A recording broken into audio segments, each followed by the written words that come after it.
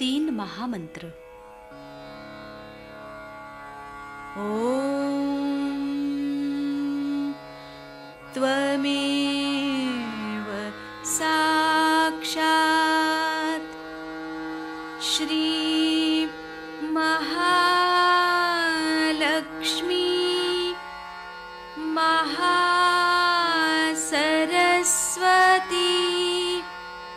महाकाली त्रिगुणात्मिका कुंडलिनी साक्षात् श्री आदिशक्ति माताजी श्री निर्मला देव्यै नमो नमः। ॐ त्वमेव साक्षात् श्री कल्की साक्षात् श्री आदिशक्ति माताजी श्री निर्मला देव्यै नमो नमः। ॐ त्वमेव साक्षात् श्री कल्की साक्षात् श्री सहस्रार स्वामिनी मोक्षप्रदायिनी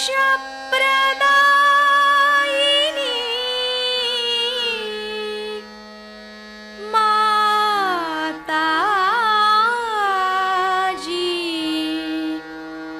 श्री निर्मला देव्यै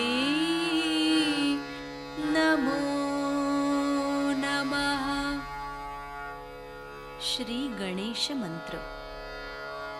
ओम त्वमेव साक्षात् श्री गणेश साक्षात् श्री आदिशक्ति माताजी श्री निर्मला देव्यै नमो नमः। जय श्री माता जी। दोनों हाथ माँ के सामने हृदय में श्री माता जी की छवि को नमन करेंगे। संपूर्ण चित्त बीचों बीच हृदय में माँ की छवि को अपने हृदय में स्थिर करते हुए परम पूजनीय श्री माता जी कृपा करके हम सभी के हृदय को अपने प्रेम के योग्य बनाइए। श्री माता जी हम सभी आपसे बहुत प्रेम करते हैं, हम सभी के हृदय में आइए। हृदय में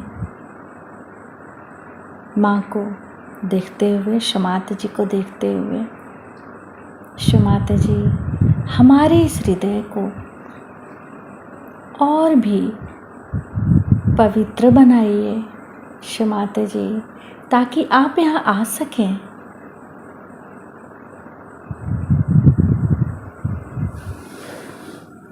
धीरे धीरे अपने संपूर्ण चित्त को दोनों हाथों पे, एक एक अंगुलियों पे, श्री माता जी हम सबको क्षमा कर दीजिए, हम सभी अज्ञानी हैं।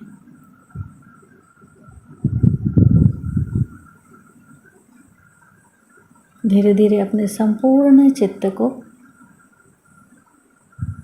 लेफ्ट नाभि पर क्षमाते से प्रार्थना। क्षमाते जी, आपकी परम कृपा में हम शांत हैं, संतुष्ट हैं और उदार भी हैं। बाएं नाभि पर पूरा चित्त स्थिर करते हुए क्षमाते जी, हमारे बाएं नाभि में श्री गृहलक्ष्मी तत्व जागृत कीजिए। मंत्र ओम त्वमेव साक्षात् श्री गृहलक्ष्मी साक्षात् श्री आदि शक्ति माता जी श्री निर्मला देव्यै नमो नमः। क्षमाते जी, आपकी परम कृपा में हम शांत हैं, संतुष्ट हैं और उदार भी हैं। कृपा करके हमारे बाएं नाभि में अपना संपूर्ण चित्त आशीर्वादित कीजिए।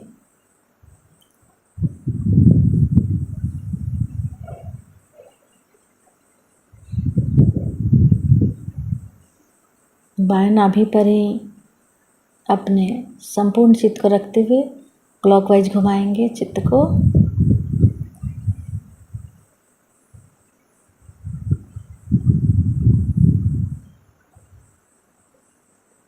माता जी, आप ही तो श्री गृहलक्ष्मी भी हैं। कृपा करके हमारे बाएं नाभि में जागृत हो जाइए। धीरे धीरे अपने संपूर्ण चित्त राइट हार्ट पे, फिर लेफ्ट गुसुद्धि,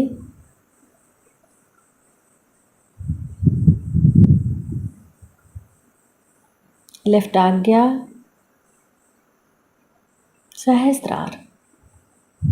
सहस्त्रार पर माँ से प्रार्थना। क्षमाते जी, हम आपकी अमृतवाणी को सुन सके ऐसी कृपा कीजिए। जैसे चिल्लाएंगे, कभी है तो शेर जैसे चिल्लाएंगे। अब आपको क्या मेंढक और शेर होना? ये अगर आदमी सोच ले तो आपकी नाभि चक्र में आप ये चीजें घुसने नहीं देंगे। बिल्कुल इसके लिए हमारे सहयोग में बहुत आसान तरीके हैं जिससे आप अपने को बचा सकते हैं और बचाना पड़ेगा। रात को 12 बजे बाहर जाना वगैरह गलत चीजें हैं। इतनी ये चीज दुष्ट प्रवृत्तियां मंडरा रही हैं। फिर लोग हैं शराब पीते। शराब से ऐसे ही नाभि आपकी कमजोर हो जाएगी। नाभि कमजोर हो गई, उस पर बाधा बैठाने में कुछ लगता है।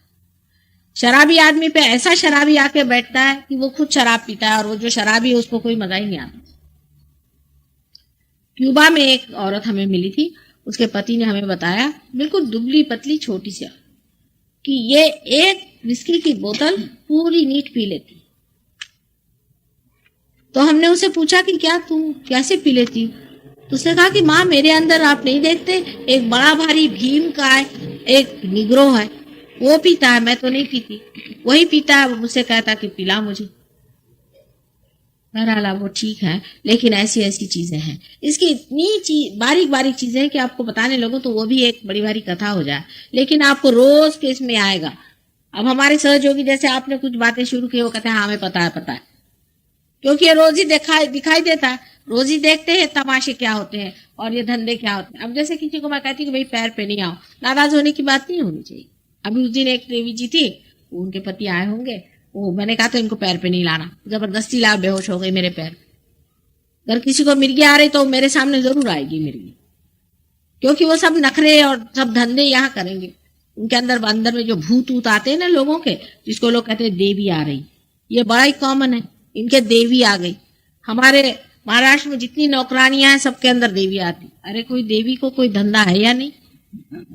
सोचिए आप कि ऐसे नौकरानियों के अंदर में देवी आ गई। अपने समाज में इतना कॉमन है, इतना कॉमन है। पढ़े लिखे लोग इस चीज में फंसते हैं। सबसे बड़ी बात तो ये है कि ये लोग सोचते ही नहीं है कि परमात्मा ये सब धतिंग क्यों करेंगे।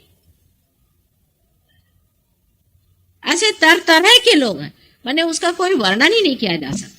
अब राइट साइड के जो लोग हैं, अब ये इसमें जरूर मैं बताऊंगी कि मैं अभी कोवलम गई थी। कोवलम में मैंने देखा कि बड़ी आश्चर्य की बात है कि घर के अंदर मुर्दे गाड़ते, वहीं जलाते। तो मैंने कहा ये क्यों करते, आप बताइए कितनी नेगेटिविटी आ जाएगी। और वहां गरीबी आ ही जाएगी। इधर से भूत आया और उधर से लक्ष्मी जी गायब, इधर से बोतल आई उधर से लक्ष्मी जी गायब। तो आपको ये समझ लेना चाहिए कि अगर हमारी नाभि हम ठीक रख लें, माने आप किसी के मृत्यु के यहाँ भी गए, बस वहां जाकर के किसी से मिल लिया और आ गए, अपने माँ बाप से भी यही कहना चाहिए कि हम लोग ठीक है, अब आप फिर से जन्म लीजिए, कोई हमारी फिक्र नहीं करिए, आप दूसरे योनि में, हम दूसरे योनि में।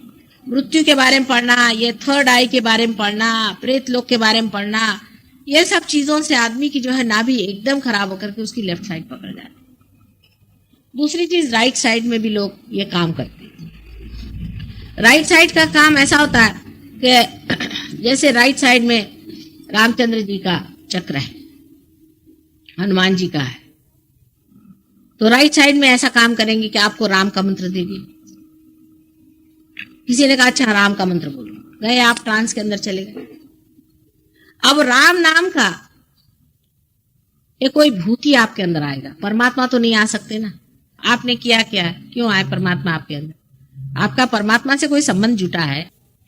लोग परमात्मा को तो ऐसे बुलाते हैं जैसे कोई जेब में बैठा हुआ है या कोई नौकर है। कुछ काम हुआ, मेरे बेटे को नौकरी लगा दे, श्री राम। मेरी बीबी को ठीक कर दे, श्री राम। अरे भाई, आपकी कितनी पूंजी परमात्मा के पास संपदा है। मैं तो कहती हूँ कि एक अगर आपको राजा से मिलना हो तो भी आपको 17 मर्तबा पता करना पड़ता है, झुकना पड़ता है, पूछना पड़ता है, तब आप जाके मिलते हैं। एकदम डायरेक्ट आप मिल नहीं सकते। और जो राजाओं के महाराजा हैं उनको आप इस तरह से पुकारते हैं जैसे आपके बगल में बैठे हो। इसी तरह की कोई भी नाम दे देंगे, कोई आइम दे देंगे, कोई रीम दे देंगे, और कुछ कुछ लोग तो यहां तक नाम अजीब अजीब देते हैं कि अमेरिका से, साउथ अफ्रीका से एक साहब, उनको संस्कृत नहीं आती, तो उन्होंने नाम लड़कों को सिखाए। ये हमारे शिष्यों में से कुछ वहां से आए हुए हैं, उनको वो बेचारे 1 साल तक रटते रहे नाम। क्या? इंगा पिंगा ठिंगा। ये तो एक साधारण हिंदुस्तानी भी समझ लेगा, लेकिन वो बेचारे 1 साल तक रटते रहे और सब उनका आज्ञा चक्र पकड़ा हुआ, नाभि चक्र पकड़ा। तो ये दोनों जो नाड़ियां हैं इसको समझ लेना चाहिए। ये भूत विद्या है। जो मरे हुए लोग जो बहुत एम्बिशियस हैं वो राइट साइड में जाते हैं। वो आपके अंदर आ गया, समझ लो एक भूत ऐसा कि जो इस जिंदगी में आराम से नहीं बैठ सका, ना किसी को बैठने दिया। अब वो उसको लगा कि मैंने तो कुछ काम ही नहीं किया, वो आपके अंदर आ गया भूत बन करके। तो आपको ऐसा दौड़ाएगा कि आपकी चाल तो होगी साइकिल की और वो आपको जेट के हिसाब से ले जाएगा। थोड़ी देर में आपकी बॉडी जो है ऐसे ऐसे होने लग जाएगी। ऐसे लोग हमेशा 10 साल के बाद में रैटल करने लग जाते हैं, सारा बॉडी से हिलने लग जाता है। इसको समझना चाहिए चीज क्या है, इसको जानना चाहिए कि सुप्रा कॉन्शियस से आए हुए ये भूत है और ये आपके अंदर घुस गए। और बड़े बड़े गवर्नमेंट इस चीज को मान रही, क्योंकि उनको ऐसे लोग चाहिए जो जल्दी से काम करें। उनके अंदर एक भूत बिठा दिया। सोचना चाहिए कि ये कैसे होता है।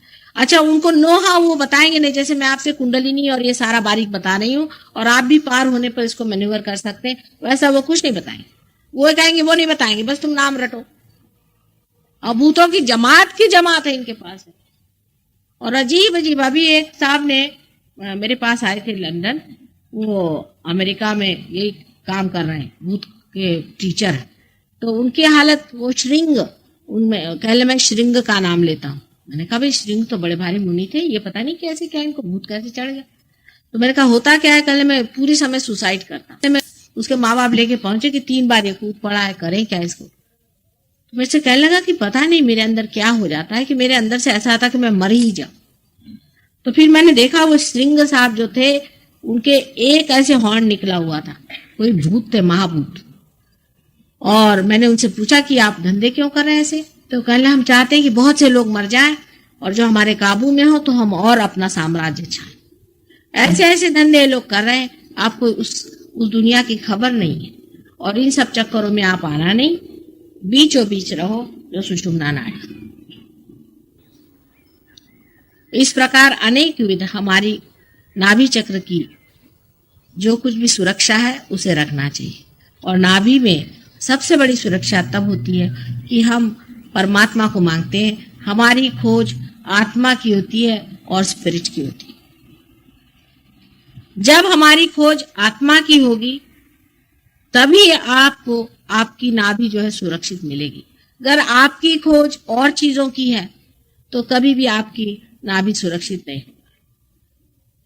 और इतनी ज्यादा घबराने की कोई भी बात नहीं। हमारे देश में लोग इतने घबराए हुए हैं हर समय पैसे के पीछे में कि उनको ऐसा लगता है कि पैसा किसी तरह से भी हो कमा ही लेना चाहिए। किसी की चाहे गर्दन भी काटनी पड़े तो भी पैसे कमाना चाहिए, किसी की बदनामी करनी पड़े तो भी हर जाने, झूठ बोलना पड़े तो भी हर जाने, पैसा किस तरह से कमाना चाहिए। इसको मैं ये कहती हूँ कि सिन अगेंस्ट द फादर। इसका नाम मैंने रखा है सिन अगेंस्ट द फादर। और लेफ्ट साइड के जो लोग हैं, जो परदेसी लोग हैं, उनको मैं कहती हूँ कि सिन अगेंस्ट द मदर। दो तरह के सिंस होते हैं। एक आप लोग यहाँ अपने भारतवर्ष में हम लोग सिन अगेंस्ट द फादर कहते हैं कि हम लोग ये नहीं जानते कि परमात्मा हमारे पिता है और वो सर्वशक्तिमान है, सर्वशक्तिमान है, और वो हमारा सब कुछ देखते हैं। तब हम इस तरह से क्यों विचलित हैं? क्यों इतने ज्यादा हम आफत में फंसे हैं? क्यों चोरी चकारी कर रहे हैं? क्यों गंदे काम कर रहे हैं? अगर हम जानते हैं कि हमारे प्रभु परमेश्वर परमात्मा सब कुछ वो हमारे अपने हैं, तब हमें ये धंधे करने की क्या जरूरत है? अगर दो आपके पास रेडियो सेट कम हो गए तो क्या आफत आ गई? उससे भी तो कोई आनंद मिलता हुआ दिखाई नहीं देता ना।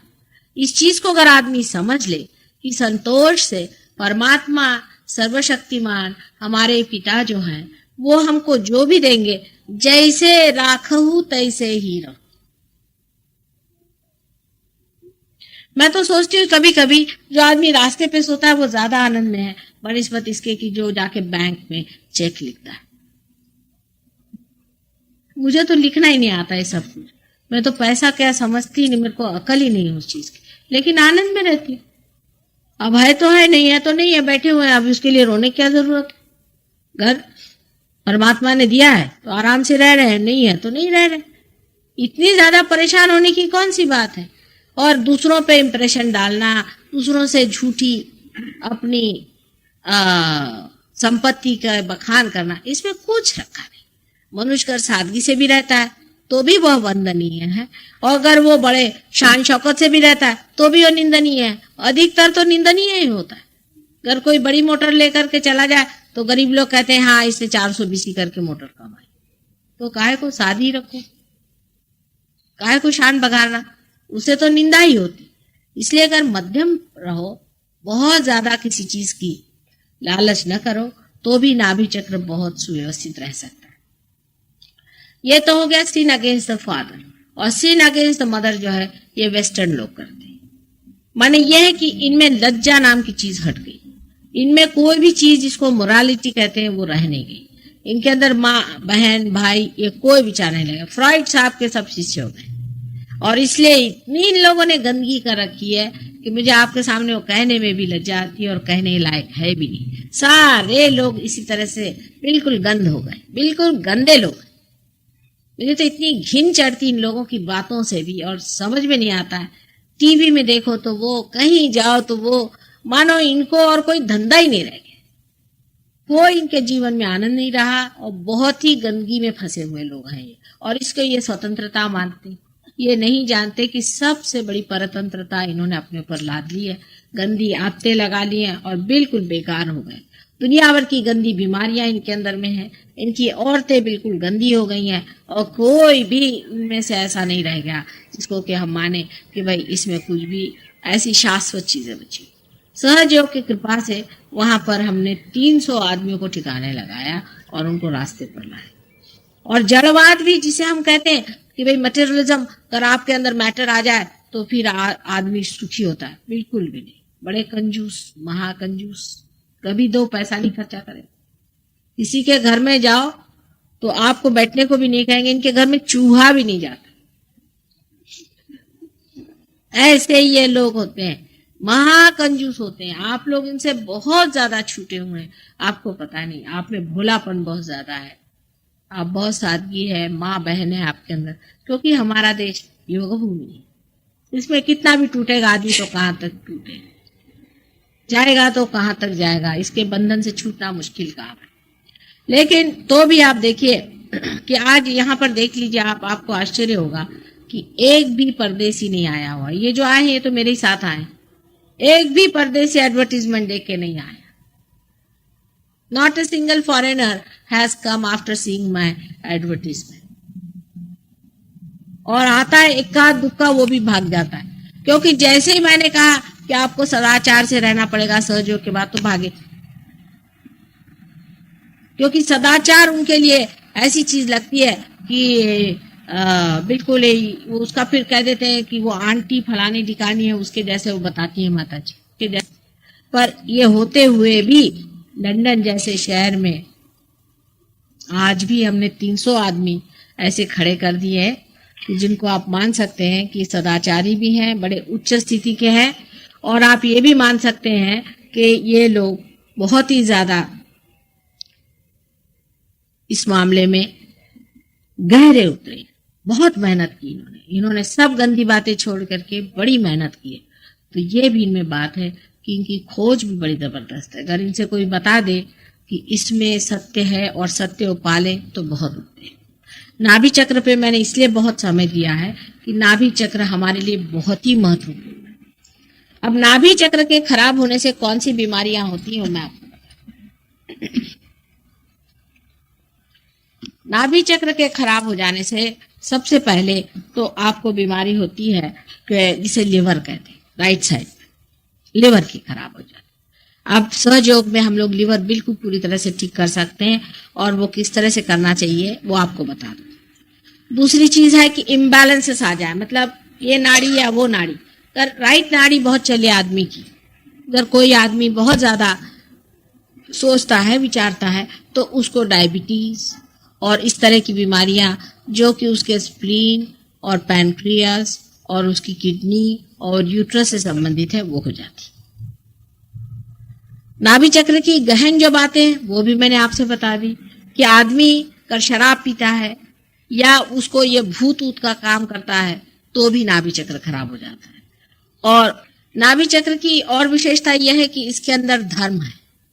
अगर आपने, जैसे अब हम ही अपना बताते हैं आपसे कि हमें तो अगर कोई नंगी औरत का फोटो देख ले तो फौरन उल्टी हो जाएगी, फौरन उल्टी। हम तो अपने दिमाग से सोचते ही नहीं, हमारा धर्म सारा पेटी में बैठा हो। कोई भी गलत कोई काम करता हो तो एकदम हमें फट से उल्टी हो जाए पहली चीज, और नहीं तो फिर डायरिया लग जाएगा 2-3 इसके लिए। तो बिल्कुल ये सीधा हिसाब है, उसमें कोई हम सोचते नहीं, हम तो कोई चीज को बुरा भला कहते भी नहीं, पर देखा ये चीज गंदी है हो गया, वो पेट ही हमारा सोचता है, पेट सोचता है दिमाग नहीं सोचता। तो धर्म जो है पेट में है, और इसीलिए अपने यहाँ खान पीन का विचार बहुत बताया। लेकिन जो विचार बताया वो बिल्कुल हम लोग गलत तरीके से चलते हैं। विचार यह है कि ब्राह्मण को किसी हाथ का नहीं खाना चाहिए। ब्राह्मण माने रियलाइज सोल। रियलाइज सोल अगर नॉन रियलाइज सोल के हाथ से खाता है तो उसके हाथ में वाइब्रेशंस जो है वो खराब हो जाते हैं, तो उसको तकलीफ हो जाती है, इसलिए कहा गया है। लेकिन वो अगर जात का, आजकल तो जाति है दुनिया भर की बनी हुई, अगर शेड्यूल कास्ट भी और वो अगर रियलाइज सोल है तो उसके लिए भी प्रतिबंध है कि ऐसा ब्राह्मण जो कि पैसा लेता है भगवान के नाम पे, उसके हाथ का नहीं खाना चाहिए। अनटचेबिलिटी का ये अर्थ है, इसका गहन अर्थ ये है कि जो आदमी रियलाइज सोल है उसको अनरियलाइज सोल से बना हुआ खाना नहीं खाना चाहिए, या कम से कम किसी दुष्ट के हाथ का तो खाना ही नहीं चाहिए। तो अब जो आप गुरुओं के यहाँ जाते हैं, उन्होंने खाना खिलाया, नाभि गायब, इन्होंने सबने सत्र खोले हैं मुफ्त, आपकी नाभियां गायब हो गई, आपका सारा पैसा गया है। या तो आपको वो विभूत देते हैं खाने के लिए, जिसके पेट में विभूत गए उसकी नाभि गायब, एकदम सो गए वहां लक्ष्मी नारायण।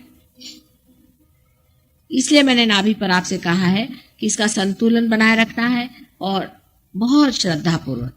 अब जो आदमी संतुलन बनाए रहते हैं उनमें नाभि चक्र में एक और विशेषता है कि बहुत ज्यादा खाने के बारे में सोचना। ये भी हमारे हिंदुस्तान में बीमारी है।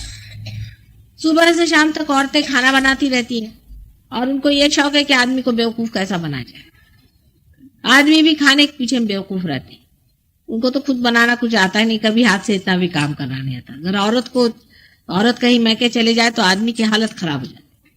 औरतें भी इस बात को खूब जानती हैं वो तरह तरह के ऐसे ऐसे खाने बना करके कहते हैं ना कि possess your husband through his stomach, तो वो भी ऐसा एक एक बनाती रहती है। वो भी एक तरह का भूती है समझ लीजिए। और आदमी लोग भी रात दिन इसी में लगे रहते हैं कि ये खाने को चाहिए, आज हमें ये पसंद है, हमें वो पसंद है। औरतें में इसी में लगते हैं। हालांकि हम भी बहुत अच्छा खाना बनाते हैं, पर हर समय खाने के बारे में सोचते रहना ये भी बड़ी गलत बात है कि हमें ये खाना है, वो खाना है, या बहुत ज्यादा खाना तो बिल्कुल भूत का लक्षण है। हम लोग कोई लोग इतना ज्यादा खाते हैं इस भारतवर्ष में कि कोई आश्चर्य नहीं लोगों को खाने के लिए नहीं है। कुछ लोग तो क्या अधिकतर लोग इतना खाते हैं कि आश्चर्य होता है। कभी आप विश्वास नहीं करेंगे, मैंने अपनी आंखों से देखा है। एक बार हमारे यहाँ कोई श्राद्ध था, तो हमारी सिस्टर इन लॉ ने कहा कि भाई आप श्राद्ध करा रहे हो तो इसमें तो भाई 5 ब्राह्मण को खिलाओ जरूर। मैंने कहा भाई 200 गरीब को खिला दो, भाई ब्राह्मणों का चक्कर मुझे नहीं पसंद। कहले नहीं मेरे कहने से। मैंने कहा अच्छा बस। वो आए, उनका नहीं कुछ ज्यादा कुछ करने का नहीं, सिर्फ 5 सेर कलाकंद हम लोग के लिए सबके लिए ला। मैंने सोचा घर भर ले जाएंगे बेचारे, इतने बड़े बड़े उनके तो पेट थे। और आके बैठे और 5 सेर सबने मेरे सामने 1 घंटे के अंदर गप गप गप गप खा लिया। मेरे को तो वो कभी भूलता ही नहीं। मैं कहती हूँ ये लोग 5 सेर खाएंगे तो ऐसे बहुत से लोग होंगे जिनको इतना भी नहीं मिलेगा। खाने पे बैठेंगे तो कंपटीशन हो जाएगी अपने यहाँ। एक साहब ने 63 गुलाब जामुन खाया और वो सबको तारीफ अपनी बताते फिरते हैं कि मैंने 63 गुलाब जामुन खाया। ये कोई तरीका है? एकदम भूतों के लक्षण है, बकासुर। इस तरह से खाने की क्या जरूरत है? मनुष्य बहुत थोड़े खाने से भी जीवित रहता है। कोई ज्यादा खाने की जरूरत नहीं, बहुत थोड़ा खाना चाहिए। लेकिन जो लोग बिल्कुल भी नहीं खाते, अब उपास अड़े लोग, ये बिल्कुल बेकार होते। उपास करने की बिल्कुल कलयुग में जरूरत नहीं। उपास हमारे यहाँ निषिद्ध है, हमारे सहयोग में निषिद्ध है। कोई सा भी उपास नहीं करने का। एक ही दिन नरक चतुर्दशी के दिन सिर्फ देर से उठना चाहिए और उपास करना चाहिए, क्योंकि उस दिन नरक के द्वार खुलते हैं। बाकी दिन अब जैसे चतुर्थी होती है, संकष्टी हो, चतुर्थी हो, गणेश चतुर्थी के दिन सब लोग उपास करते हैं। एक साहब हमारे पास आए, उनको प्रोस्टेट ग्लैंड की तकलीफ, और बड़े भारी की तक्ष के पुजारी और बहुत शरीफ आदमी और बहुत ही अच्छे सहयोगी। मुझे बड़ा आश्चर्य हुआ। मैंने कहा इनको कैसे प्रोस्टेट ग्लैंड की तकलीफ है? क्योंकि आपसे मैंने बताया प्रोस्टेट ग्लैंड के पास ही गणेश का चक्र है।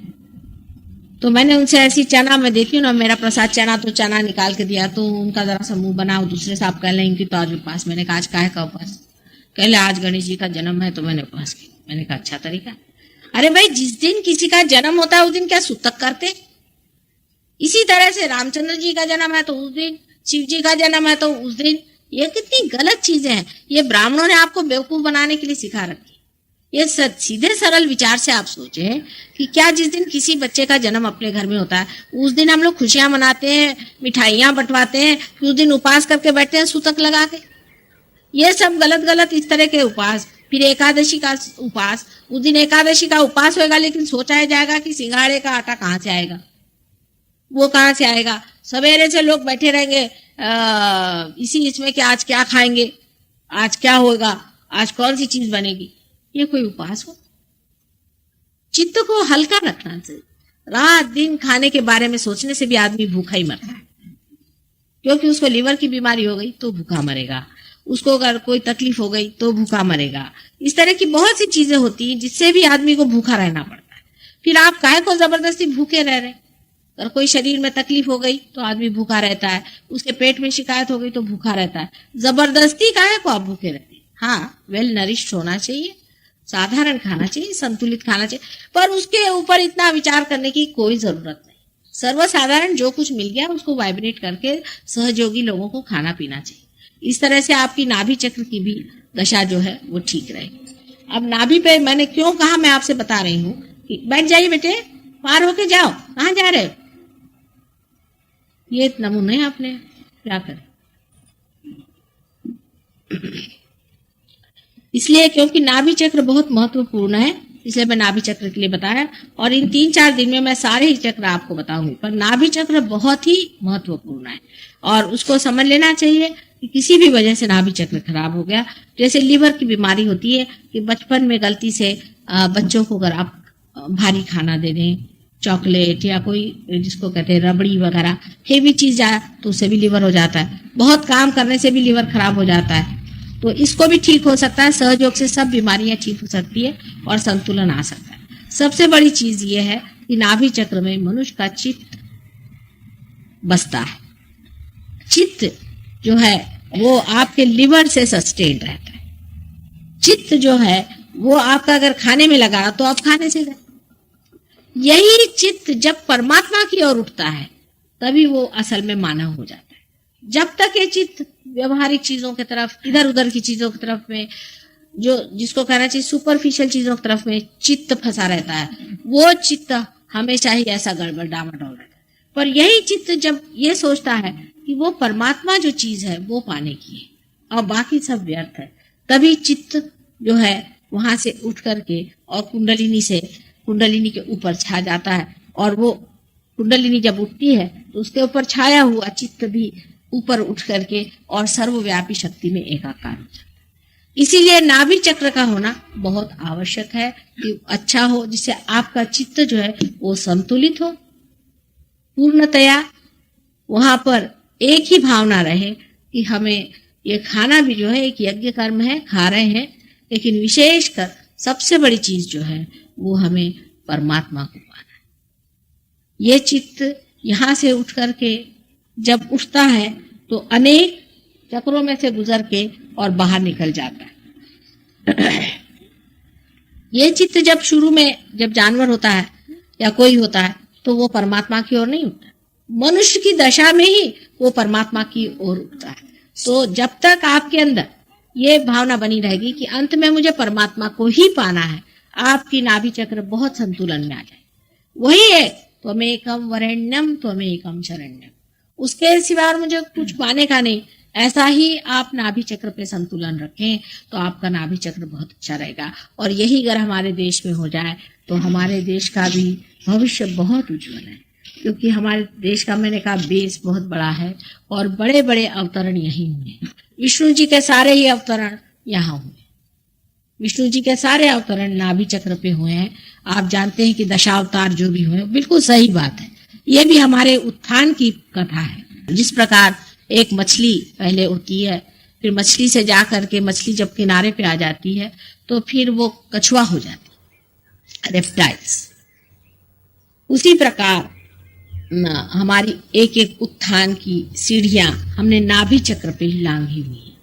अंत में सारे परशुराम वगैरह जो भी है वो सारे ही नाभि तक हैं। सिर्फ जो उसके ऊपर का जो चक्र है, जो कि यहाँ दिखाया नहीं गया है, left hand side, right hand side में ये चक्र है, जिसे कि हृदय का राइट हैंड साइड कहते हैं। वहाँ श्री राम का अवतरण, वो बीचों बीच इसलिए नहीं है कि उन्होंने अपने को अवतार न सिद्ध करके और मर्यादा पुरुषोत्तम सिद्ध किया, इसलिए वो अवतार के मार्ग से हटके और साइड में हो गए। लेकिन उनका भी चक्र बहुत ही महत्वपूर्ण है और वो मैं आपको कल सारा बताऊंगी सविस्तार। अब आप हम लोग ध्यान में जाएंगे। कल सवेरे भी ध्यान यहाँ पे होगा, सिर्फ ध्यान होगा। शाम को फिर मैं आपको चक्रों के बारे में बताऊं।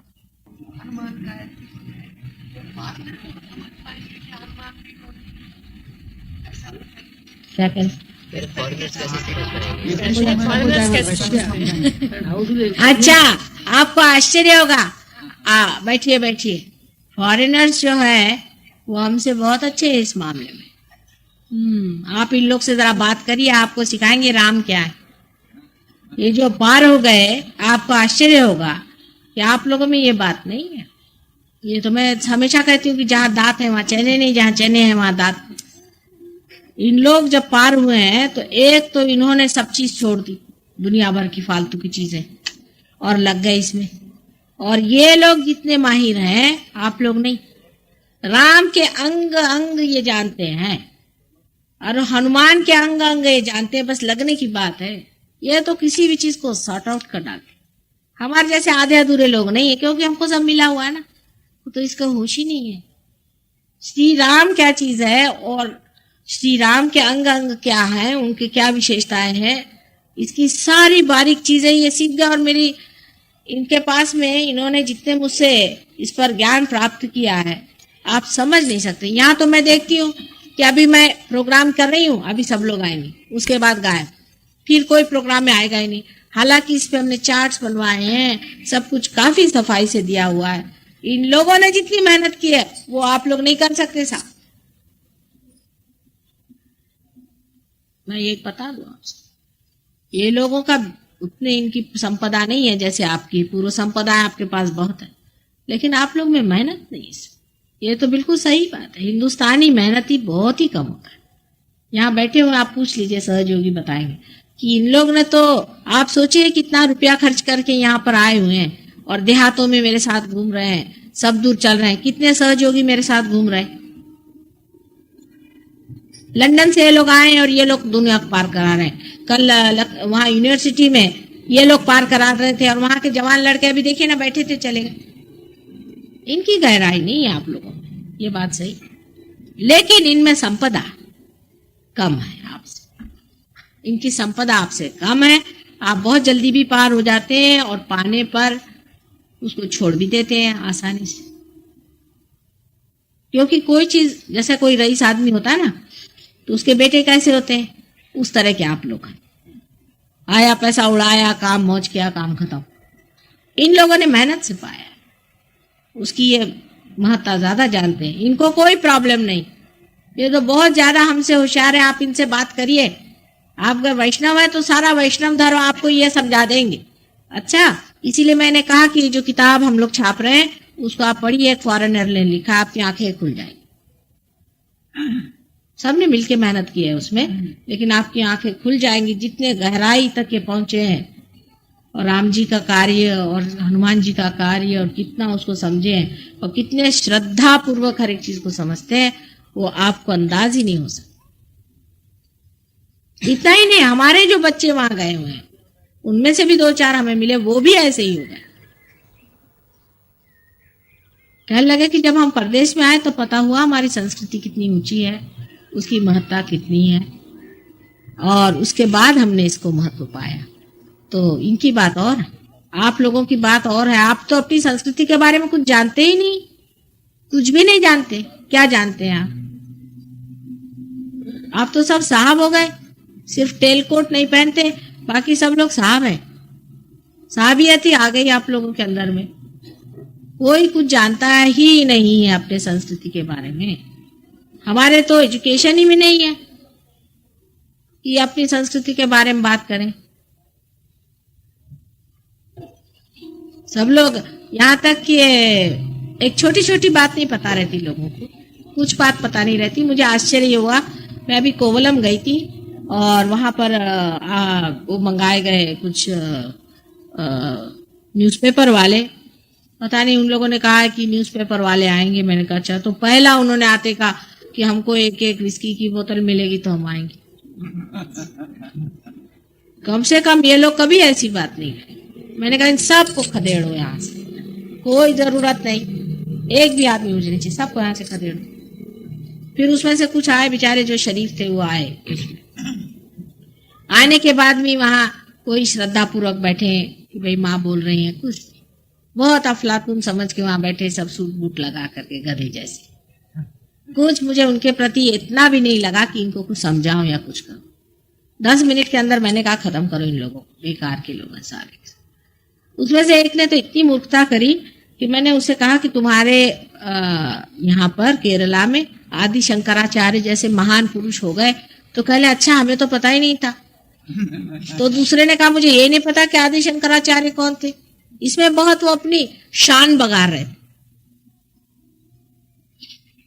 हम लोग को बड़ी शान लगती है कि हम अपने देश के बारे में कुछ न जाने और परदेश के बारे में हम सब कुछ जान रहे।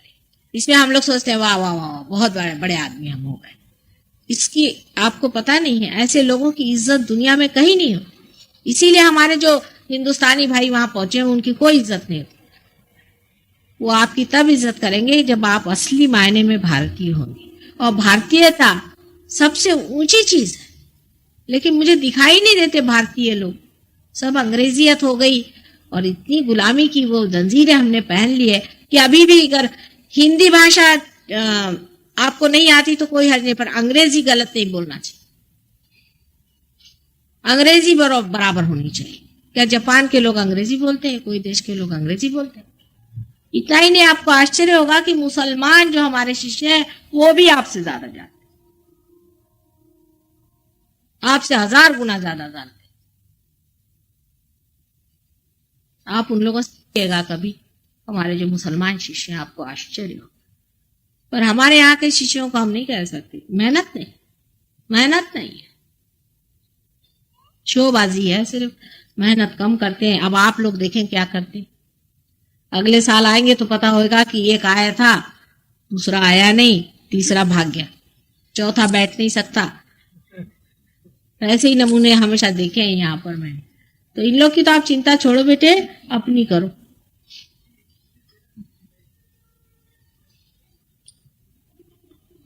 अब आप ध्यान में बैठे हैं, आपको वैष्णव धर्म ही दे रहे हैं, ये वैष्णव ही है।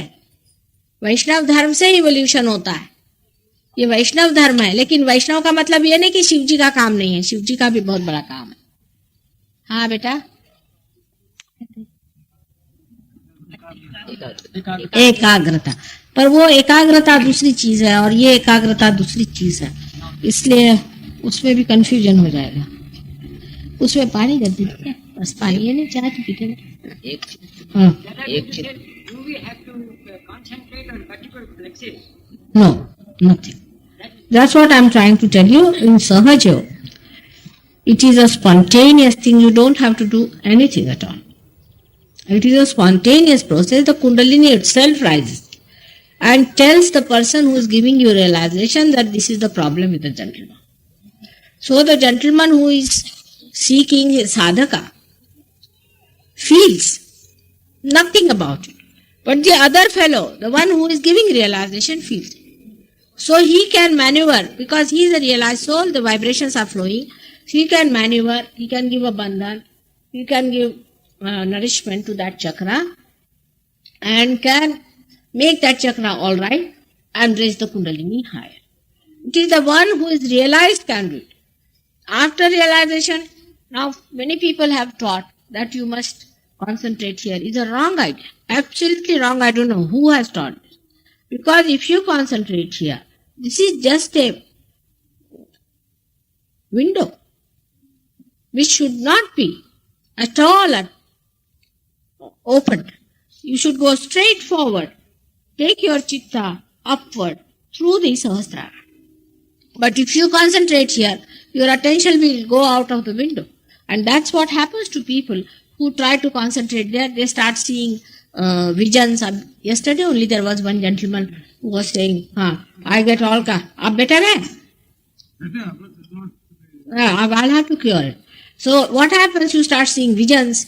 Then you move to the left and right. You go to the supraconscious side. Then you will see lights, this, that. If you go to the left hand side, you will see all the previous lives of, say, Rama, Sita, this, that. You see the history. You have passed through that, so you see all that. You have to be in the present. And for that, you have to come out of your sahasrara. So all this is wrong. I see even that happening. Whole of light going up and then coming out of this. Even if you see that, that is not, you are not seeing yours. Because you do not see it. If it is your own, you don't see it. You see, if you are sitting inside, you don't see it from outside. If you are seeing something, that means you are outside. When you are inside, you do not see. You must be seeing somebody else's, not yours own. Only with the closed eyes, not with the open eyes. With the closed eyes also, you go into the collective or the supraconscious and you can see it. You will be amazed. People who take LSD, they cannot see me, they just see light. They do not see me. They just see light. That is absolutely bhoot. Astral body is a bhoot vidya. That to bhoot, absolute bhoot. This levitation is bhoot. All this is bhoot. Are dead spirits. Astral body is, it's a very funny thing. Why can't we understand? It's very simple. How God is interested in making you astral. But people are really mad after it, I tell you. From America, 3 big scientists came to see me. And they said, you make us fly in the air. They all know about it. So I told them, why do you want to fly in the air? You are already flying up to the moon. But they said, no, we want to do it. And when I asked them, that why are you so insistent? You will become a slave of those booths and things. So they said, no, mother, still you must do it for us. I said, why? Because they said Russia is doing like this, so we should also do it. So if these are mad people, if they are doing on a national level, what am I to do? They are all going into the Bhuta Vidya. They should not. It's a very funny thing, you know. And who told them to come to me is the man who suffered from this disease, and I cured him. Imagine that fellow should tell him that I should give them boots. That's a very wrong thing. Levitation, all this is Bhuta Vidya.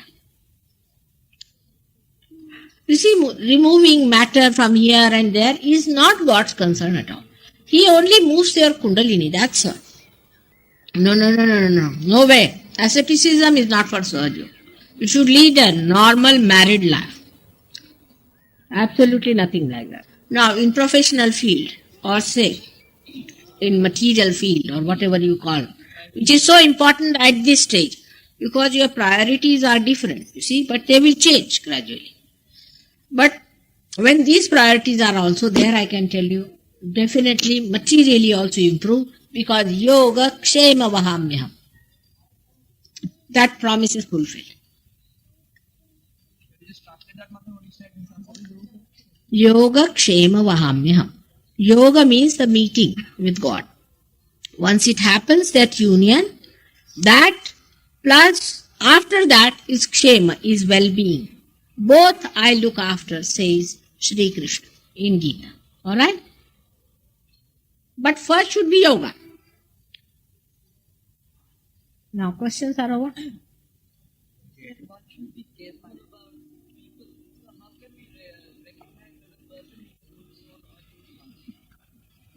Very easy. You can see it from the vibrations. You are a realized soul. Now you have got vibration.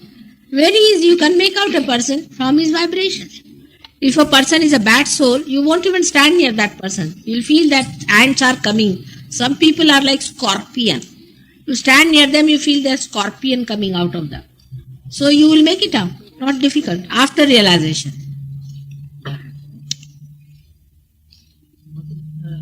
With due respect, we in India, being religious people, have some concept of Kundalini.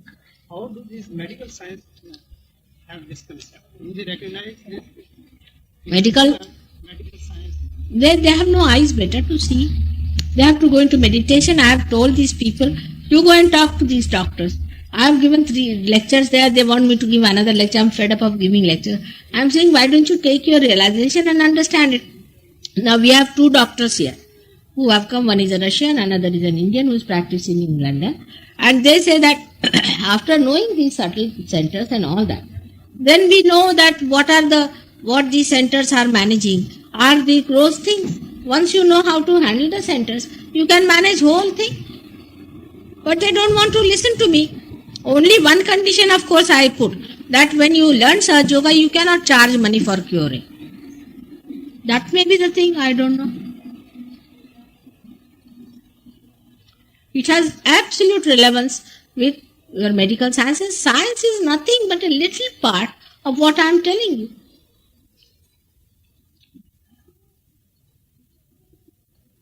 Madam, do you have anything specifically against the practice of Hatha Yoga or realization? Or even say as a mere system of exercise? Exercises are no good of this kind. You see, you must understand the science of Hatha Yoga. Hatha Yoga is Ashtanga Yoga, which is to be practiced before marriage in a forest with a guru. Gradually, you see, you are cleansed, and the guru is a realized soul who looks after you, and gradually he does all that. Now, I would say yoga is only Sahaja Yoga. The rest of them are preparations. Yoga is the way where you meet, is the Maha Yoga. Where you meet is the yoga. The rest of it is, supposing you have to come to Delhi, till you have not reached Delhi, whether 1 mile away, you are not in Delhi. So you can come by a bullock cart. You can come by a jet plane. Or you can come by such a thing that just shoots off. If somebody can do that, that is better than to do this slow movement. In Hatha Yoga, Ashtanga Yoga is there, and gradually, you see, they are all human beings and they work it out in such a manner that every chakra is cleansed gradually and person is put to it, and he has to lead an ascetic life. Before marriage, he has to do all these things. And it's a very difficult thing. But if you say that asanas, I am definitely against it. Because you must know what asana to be done. We also use asanas in Sahaja Yoga, but whatever is required. Now, if your throat is not alright, why should you do your stomach exercise? Means your throat will be bad in any case and stomach will also go out.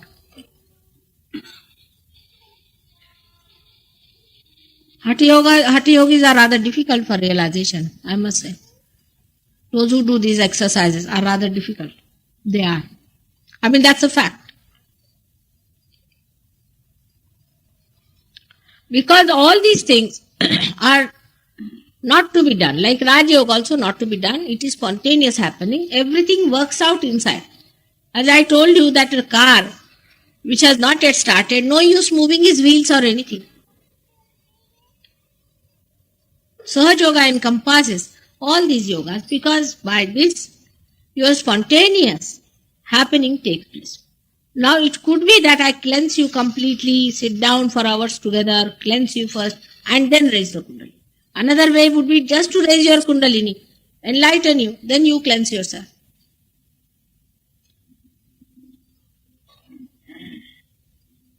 But the way people are doing Hatha Yoga, I am against, absolutely. Because they just do not know what to do. They do all the chakras. Only thing you can thin down at the most with that. The other things I do not know what is the advantage.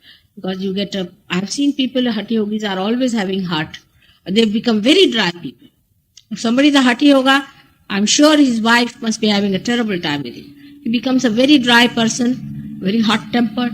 We have had people like that. You know them. Vishwamitra got after Harishchandra, Durvasa. They just give shapas. These people are not going to do any kalyan. They have no love, nothing. Very dry. Because you go to the right hand side.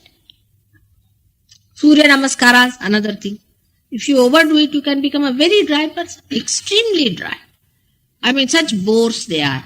You can't just talk to them for more than 5 minutes. And if you sit there for the 6 minutes, they may hit you hard. Mostly they have divorces and things like that. Very dry. They never smile. They do not believe in smiling, laughing. They are not open-hearted. These are the doshas. But emotional side we do not see. We just want health. What's the use of having so-called health, which is full of such a mind which doesn't even smile, doesn't have any reception for others. Horrible personality. I mean, I have seen so many pahlwans who come to me and say, Mother, give us peace. Such people can be horrid, absolutely horrid people.